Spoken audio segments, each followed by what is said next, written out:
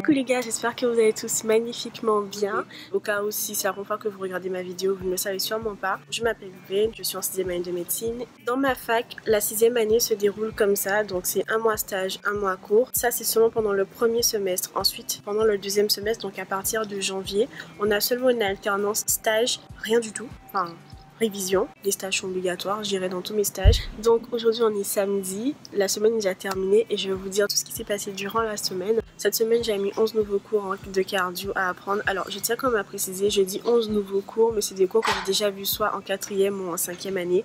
Mais je considère que cette année je dois absolument tout revoir, du coup je repars à J0. Je fais principalement des journées de 7h midi, 14h, 18h et j'essaie de ne pas travailler la nuit. Je vous laisse avec la vidéo.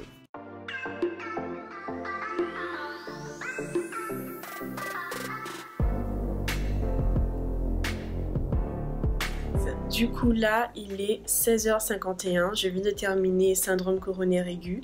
Ça m'a pris toute la journée mais de toute façon je m'y attendais, c'est un gros cours. J'avais mis que ça comme nouveau cours à apprendre aujourd'hui.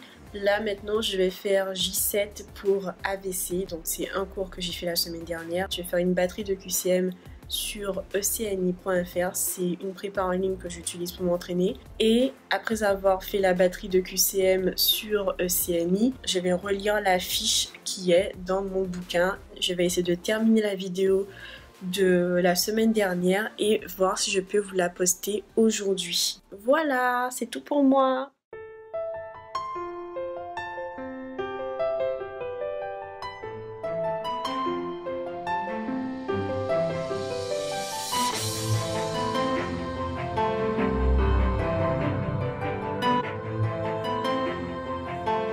Cette semaine, je me concentre sur la cardio.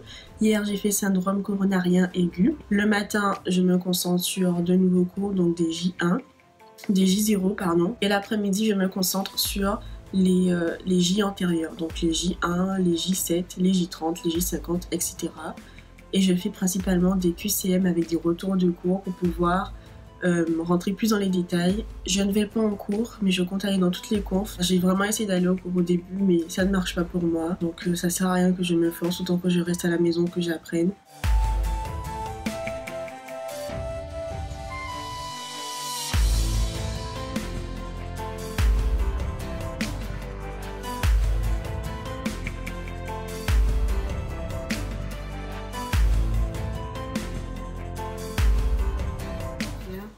J'ai fait 3h45 avec en orange mes temps de pause. J'ai fait 3 cours. Je suis fatiguée. Il est 16h. J'ai travaillé ce matin de 7h à 13h et cet après-midi de 14h à 16h. Là je pense que je n'en peux tout simplement plus. J'ai cours de 18h à 20h. Je sais même pas comment je sais même pas comment je vais faire pour tenir en cours. J'étais censée bosser jusqu'à 17h mais là j'ai dit à tous les gens avec qui je bossais que j'allais les quitter parce que je devais me préparer pour aller en cours, mais en vrai c'est parce que je suis trop fatiguée et je vais essayer de dormir avant de me préparer pour aller en cours. Voilà, c'est tout, à tout à l'heure.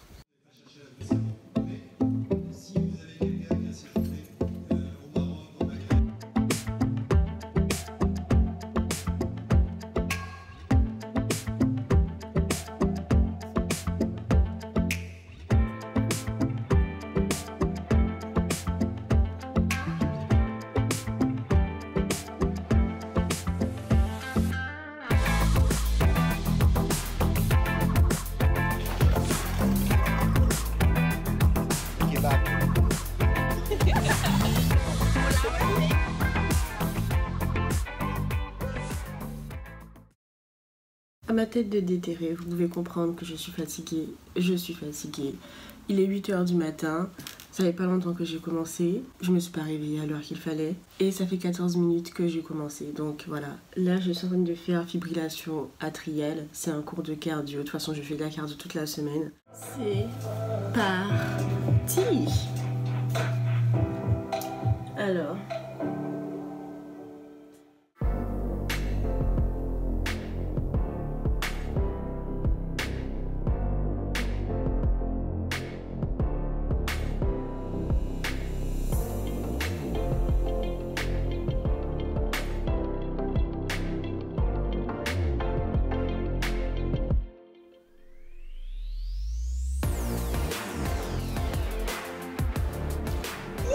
Salut les gars! Je viens de réaliser qu'on est vendredi 13. Serait-ce un jour de bonheur ou de malheur? Nous le verrons bien. En tout cas, ça a plutôt l'air d'être un jour de bonheur parce que je me suis bien réveillée. Je sens que j'ai bien dormi. J'ai un bon petit déj là avec moi. Et aujourd'hui, je bossais seulement la matinée, donc de 7h30 à 12h30 ou 13h en fonction de l'heure à laquelle je tiens. Je dois encore faire ma valise. Mais je vais passer le week-end chez mon frère. Donc je suis contente, ouais, ça s'annonce plutôt bien. Et je dois aussi aller chez le médecin, mon médecin traitant pour faire une ordonnance parce que je vais commencer le sport la semaine prochaine. Et voilà, c'est bon. Allez, de toute façon, il faut que je commence. Parce que là, il est vraiment... J'aimerais bien commencer à 7h30 pile.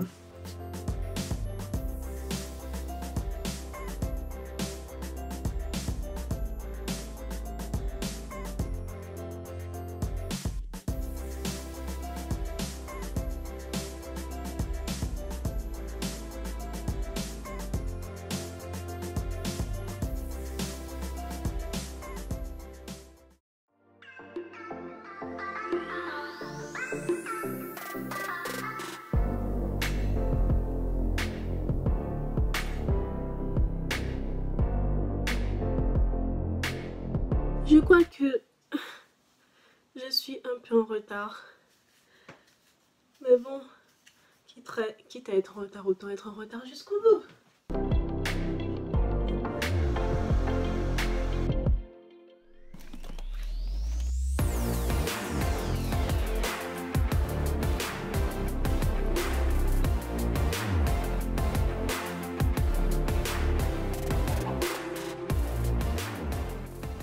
Étant donné que je n'ai pas eu le temps de faire la session cours à la maison, je vais la faire ici. Je m'excuse d'avance pour le bruit.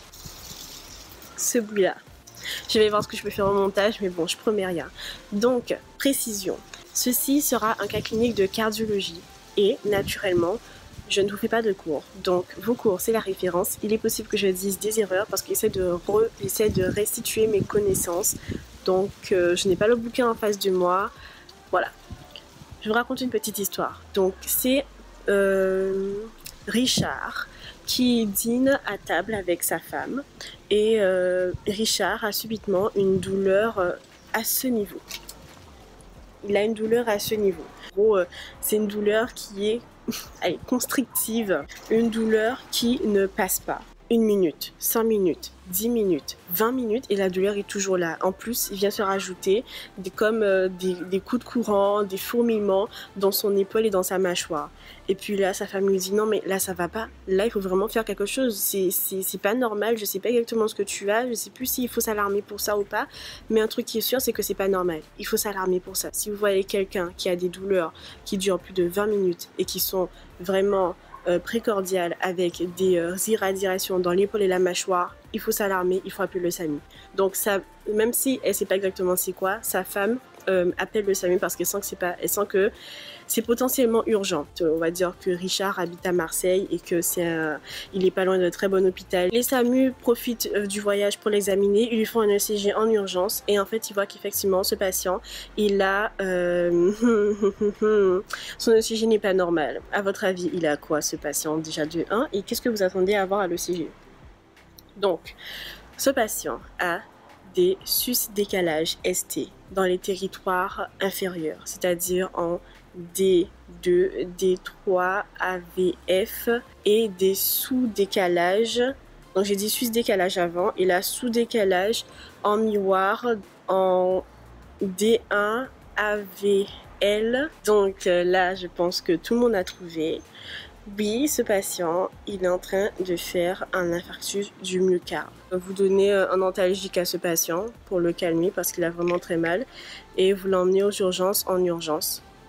Vous l'emmenez aux urgences en urgence, bravo. Donc Richard, c'était un patient de 50 ans qui avait des antécédents, des facteurs de risque d'avoir un infarctus du myocarde. Il avait une hypertension artérielle et une dyslipidémie. Quand on a des signes clinique et des signes à l'ECG, et c'est pas utile de faire d'autres examens, il faut directement traiter parce qu'en fait ces deux éléments suffisent pour faire le diagnostic d'insuffisance d'infarctus du myocarde, et c'est ensuite qu'on fera tout ce qui est biologie, on verra qu'effectivement la troponine elle est augmentée, etc. Et il faut revasculariser l'artère qui est bouchée. Si on est avant 120 minutes, il faut faire une intervention coronaire primaire. Je crois que c'est ça. Donc faire une intervention coronaire primaire en urgence. Et en fait, avant de faire cette coronographie, on lui a eu donné 2 antiagrégants plaquettaires et un anticoagulant. Si c'est après 120 minutes, par exemple, le patient habite trop loin d'un hôpital, il faut que les SAMU fassent une injection de fibrinolyse et ensuite qu'on le transfère en fonction de si la fibrinolyse a marché ou pas. Et ensuite en post-crise, il faudra traiter ce patient au long cours. Donc forcément un patient qui a fait un infarctus du myocarde, il faudrait qu'il y ait obligatoirement à vie un antiagrégant plaquettaire, par exemple de l'aspirine. S'il est stenté, il faudra 2 antiagrégants plaquettaires. Enfin bref, il y a toute une subtilité dans la durée, mais il y a des traitements ensuite au long cours à donner à ces patients qui font des infarctus du myocarde.